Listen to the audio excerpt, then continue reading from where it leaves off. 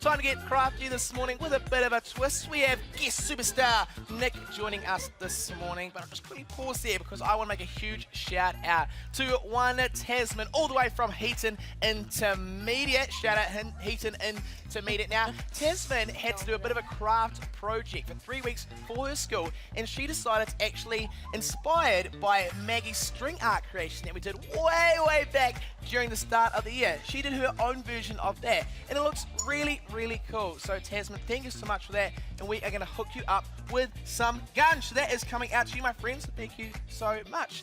We're on to the craft this morning, and lovely ladies, what are we making? We are making our own trekking tunnels. Very cool. Well, all right, you seem like you've got everything you need to do. No need for me to be here, so I will skedaddle.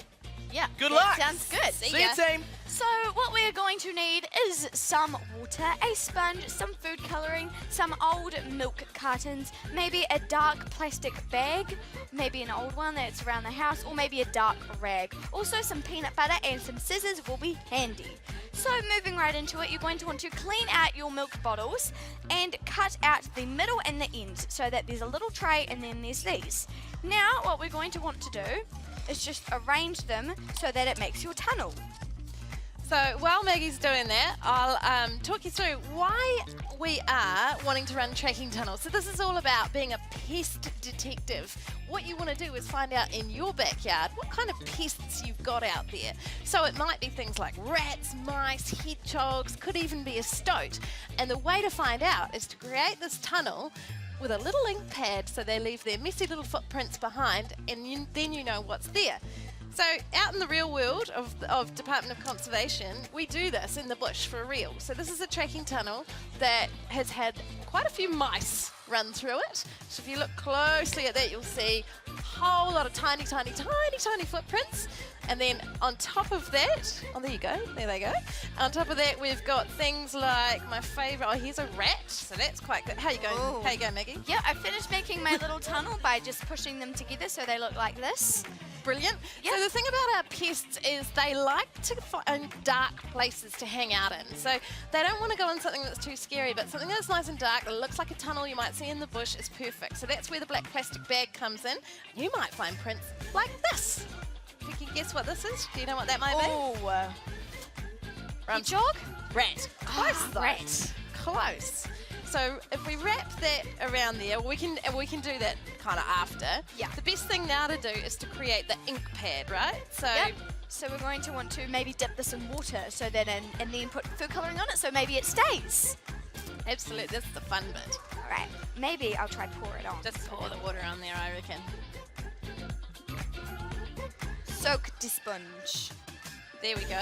And then you want to grab some black food colouring and put that on there, or dark food colouring. Any dark food colouring will do the trick. Do you want to do the messy bit? Oh, yeah. You're the craft lady. I'll leave it with you.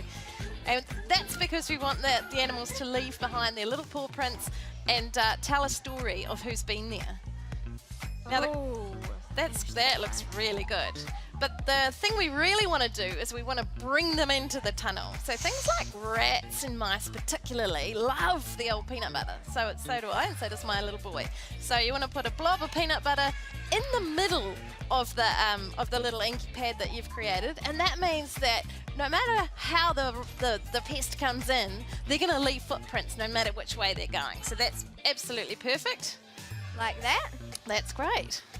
I could make like black peanut butter. That would be terrible though. We use these tunnels in the bush to tell us when we've got pests, and on some of our islands where there are no pests, some of our native wildlife go in, and I've seen some of these cards with weta prints, tuatara prints, even gecko prints like my mate Dora there.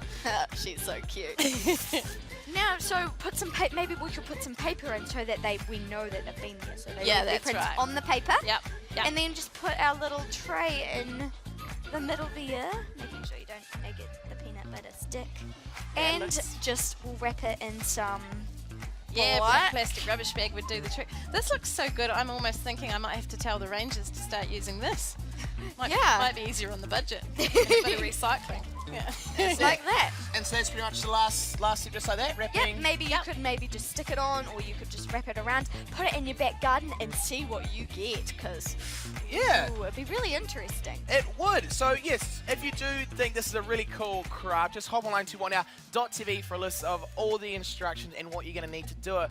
And then once you have made it, we'd love to see what you can find, and we think we call cover your tracks. So once you place it out, let us know if you get any wee footprints of whatever it might be. Who knows what it could be. Send them in to us, because we could be hooking you up with a bit of a conservation prize pack. Now, as you can see, they are some cute and furry friends right there. They are super, super cute, and if you want to get your hands on them, so just email us your photos, hi@whatnow.tv, or even tweet and Instagram them to us at whatnownz as well. What now? What now? Sundays From 8 a.m. on 2.